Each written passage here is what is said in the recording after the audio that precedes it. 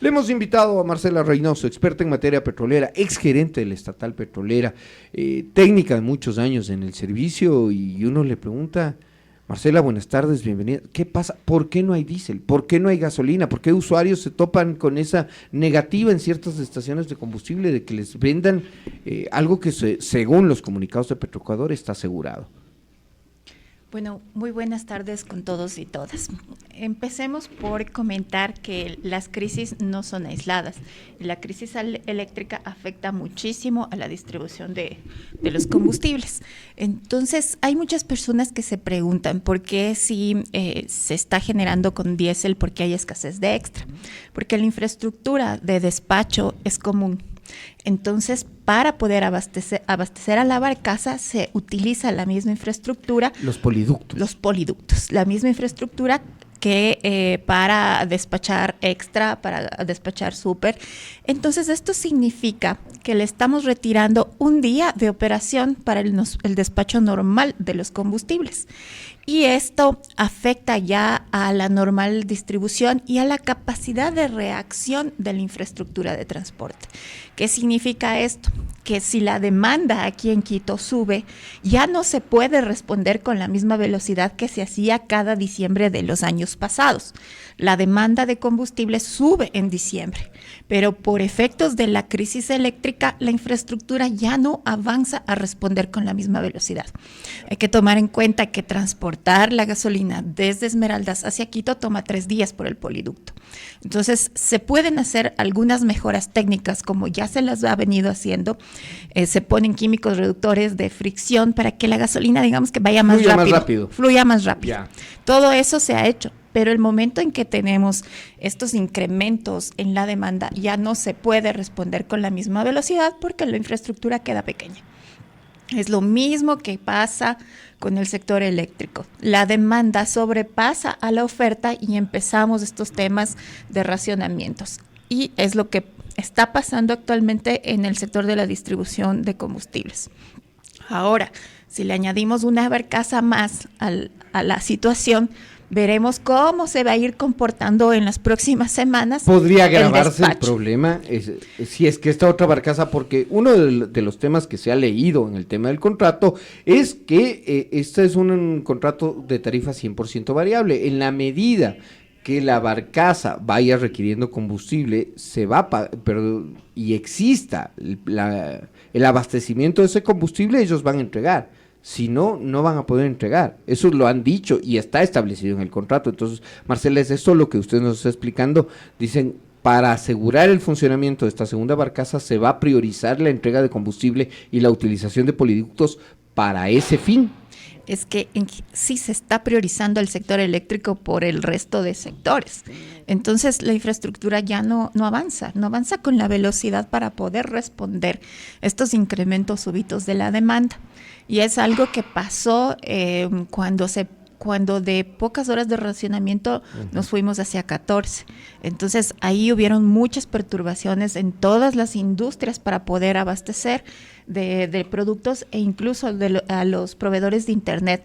Entonces, sí se les complica muchísimo el hecho de responder ante disrupciones grandes. Marcela, por ejemplo, incrementar los horarios de corte. Si vamos a tener más problemas con la operación de la nueva barcaza y vamos a tener desabastecimiento en definitiva más adelante, ¿cuáles serían las salidas que debe adoptar el gobierno? Pues bien, ahora les tocaría mejorar el tema de programación y tal vez ya entrar a comunicar que se puede haber racionamientos de combustibles para el sector automotriz en función de priorizar el abastecimiento al sector eléctrico. Uh-huh. Ahora, yo siempre comento esto en las entrevistas, las crisis avisan con tiempo y hay que tratar de responder en las medidas de las posibilidades. Pero el sector energético es un sector altamente demandante en en capital, en inversión. Y los proyectos se tienen que realizar en el mediano plazo. O sea, no hay solución mágica, ni rápida, ni inmediata. Entonces, desde enero, en la gerencia de transporte ya se empezó a trabajar en un proyecto para desarrollar un nuevo poliducto, uno que desde Monteverde hasta el Chorrillo pueda transportar derivados. Esto para ir aligerando las presiones sobre la infraestructura que tenemos actualmente. Pero esto tomará mucho tiempo. Toma un tiempo, pero si no se lo empieza ya, la situación del abastecimiento podría generar algún caos. Entonces ya se venía advirtiendo al ministerio que hay una restricción y una posible falta de la oferta en función de la infraestructura. Pero, o sea, ¿se preveía este problema ya con el mismo anuncio cuando se dijo que se iba a traer la primera barcaza? Ya se estaban manejando en el comité de crisis, siempre se tiene que manejar este tema de la infraestructura, pero obviamente uno tiene que ir planificando las respuestas con tiempo, y por eso es necesaria la planificación. Por eso es que las decisiones no se pueden tomar en función de la empatía, porque es una infraestructura demandante en inversión, es una infraestructura que toma tiempo el desarrollo. No podemos construir un tanque en un mes, entonces, y tampoco un poliducto en un mes. Tomemos en cuenta que los poliductos no han sido repotenciados y tampoco se han construido nuevos ya en bastante tiempo. ¿Y repotenciando los poliductos se puede salvar algo? Estamos ya con la capacidad ya al tope. Y nosotros tenemos como país una debilidad, que es la capacidad de almacenamiento. Es decir, necesitamos más tanques para poder gestionar mejor el incremento de la demanda. Crecemos en población, crecemos en demanda, pero no crecemos en infraestructura. Le pasó al sector eléctrico, ahora va a pasar con el sector petrolero. Pero por eso, insisto, aquí no puede haber ningún candidato a la presidencia que diga que no es necesario planificar y que la solución es desintegrar el Estado. No, porque es el Estado el que planifica, es el Estado el que centraliza las demandas y es el Estado el que propone las soluciones. Sí, se puede acompañar del sector privado, es el sector privado quien va a ejecutar los proyectos, pero no se puede hablar de un Estado mínimo, de una ausencia total de planificación y de una entrega sin ningún sentido de toda la infraestructura estatal a manos privadas. Es decir, también lo que estamos fallando es en la repotenciación de la refinería. A ver, en cuanto a refinería hay que ir por partes. ¿Qué es lo que nosotros tenemos al momento? Tenemos una capacidad para satisfacer a la demanda de derivados en 1/3. Es decir, que los 2/3 restantes tenemos que importar. ¿Qué podemos hacer para mejorar esta situación? Tenemos que sí repotenciar las refinerías, pero esa repotenciación nos cuesta $3,000 millones, más o menos, porque se trata de incorporar un tren de alta conversión, es decir, que para el fuel oil que nosotros ahora producimos en gran cantidad, transformarlo en combustibles de mayor valor, ya sea este diesel premium, por ejemplo, que es el combustible que nosotros importamos en mayor cantidad y es el más demandado. Entonces necesitamos $3,000 millones para hacer esta repotenciación. Y hubo un proceso que se dio abajo que se llamaba de operación conjunta. Entonces esto buscaba un socio estratégico que ponga el tren de alta conversión y nos cobre un precio por cada barril refinado. Este proyecto se dio de baja y se quiso sentar las bases de uno nuevo, unas bases mejor construidas, pero con los cambios de ministro, con los cambios de la gerencia de Petroecuador, esto ya quedó estancado y es algo que necesitamos. Para mi punto de vista, es mejor repotenciar la refinería de Esmeraldas que construir una nueva en el Aromo. ¿Por qué? Porque en el Aromo no tienes un ducto que te lleve el crudo.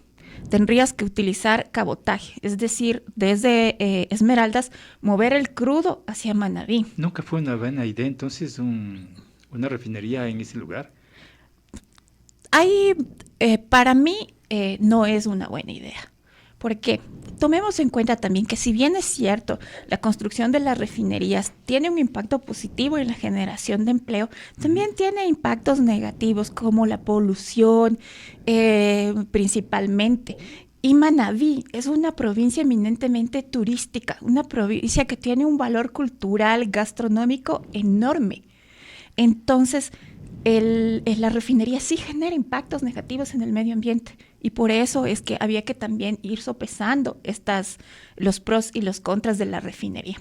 Entonces, también otra de las cosas es que es importante mejorar los márgenes de refinación, es decir, cuánto yo le saco a cada barril, y ese margen se mejora cuando el crudo tienes dispuesto a la entrada, al ingreso de la refinería. Y en este caso no se lo tenía. Claro. Ese es el problema. Entonces, ya tenemos una refinería en Esmeraldas que en un contexto de recursos económicos escasos, lo mejor sería potenciar esta refinería en lugar de empezar a levantar una infraestructura de cero, como sería en el caso de la refinería del Aromo. Existe el proyecto, existen los estudios técnicos, los 1.500 millones que hay de inversión ahí no solamente es un terreno aplanado, es un acueducto, es todos los estudios, son edificios, son activos inmuebles también. Esos son los 1.500 millones. Y hay otra problemática también que se suma al tema del Aromo y es justamente el agua. El acueducto actualmente se encuentra en funcionamiento, pero el principal servicio de este acueducto son las plantaciones de pitahaya que se encuentran en su tramo. Lamentablemente esta agua no es facturada, no es cobrada. Se está regalando sí, el servicio. Se regala esta agua porque los agricultores hay como una serie de válvulas de escape en ciertos tramos del acueducto. Ellos se han cogido de estos tramos para hacer todo su sistema de riego. Entonces sí hay una problemática bastante compleja en cuanto a seguir con el proyecto del Aromo, y especialmente por el agua y la prelación que tiene el uso del agua. Tomemos en cuenta que primero está el uso humano, claro, y luego vienen los usos industriales.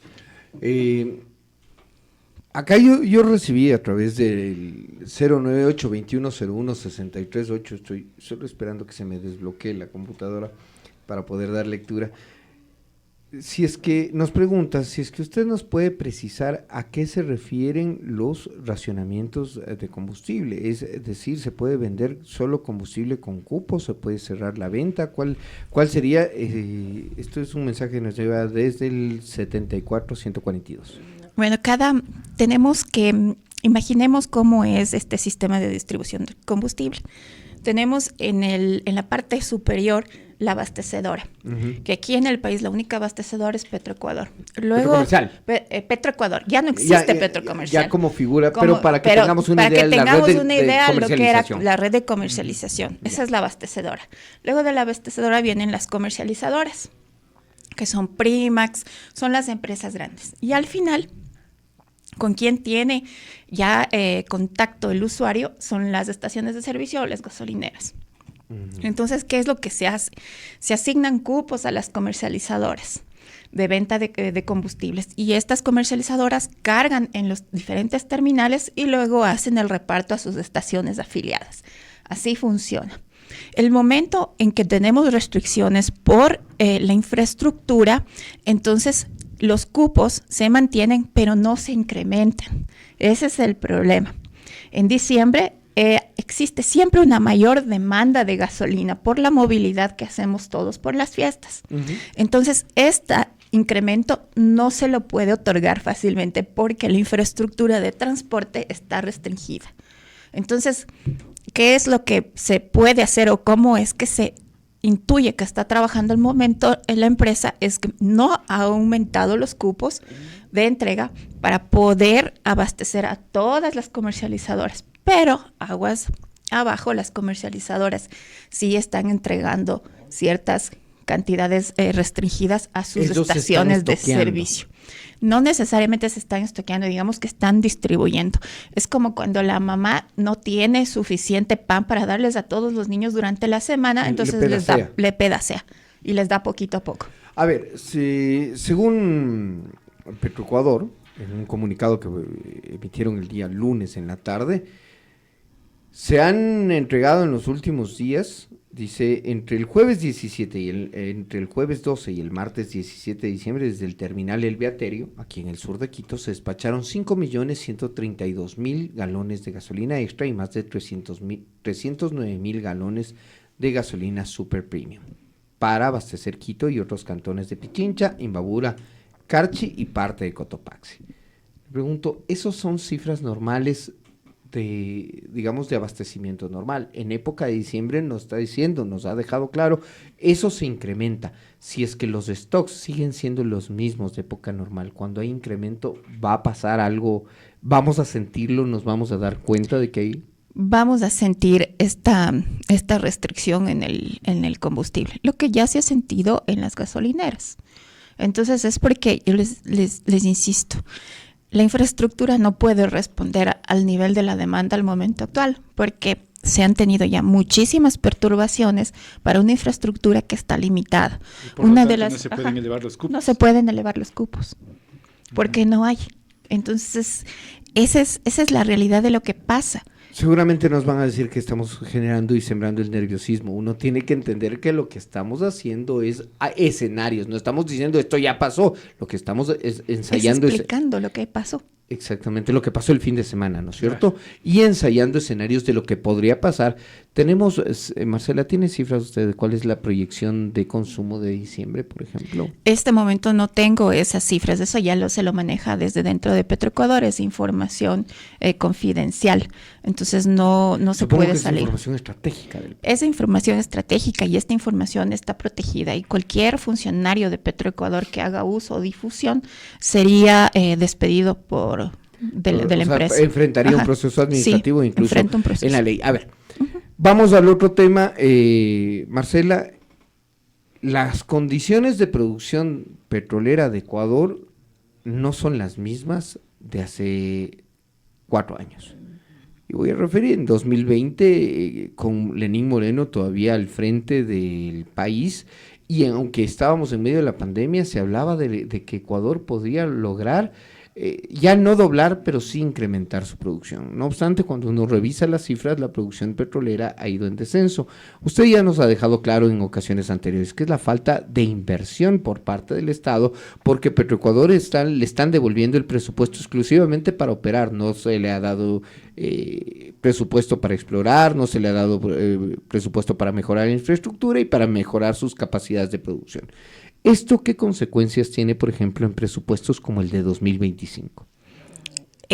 Bueno, siempre dependemos de cómo fluctúa el precio internacional del crudo. En este año hemos tenido la ventaja de que el precio del crudo está superior al del año anterior y por lo tanto el presupuesto general del Estado no se ha visto afectado, ha recibido más por menos barriles, por así decirlo, en palabras sencillas. Entonces, la proyección para el 2025 también tiene muchísimo que ver el precio del crudo y los volúmenes. Pero obviamente, si yo necesito mayores dineros para aumentar la inversión social, yo necesito producir más. Es algo obvio. O sea, quiero pagar mejor escuela para mis hijos, tengo que generar horas extras en el trabajo para tener mayores ingresos. Es así de sencillo. Es así de sencillo. Si yo quiero realmente impulsar la inversión social que necesitamos ahora para mejorar nuestras condiciones económicas, entonces necesito la plata que viene del petróleo, que es el dinero más fácil que yo podría generar.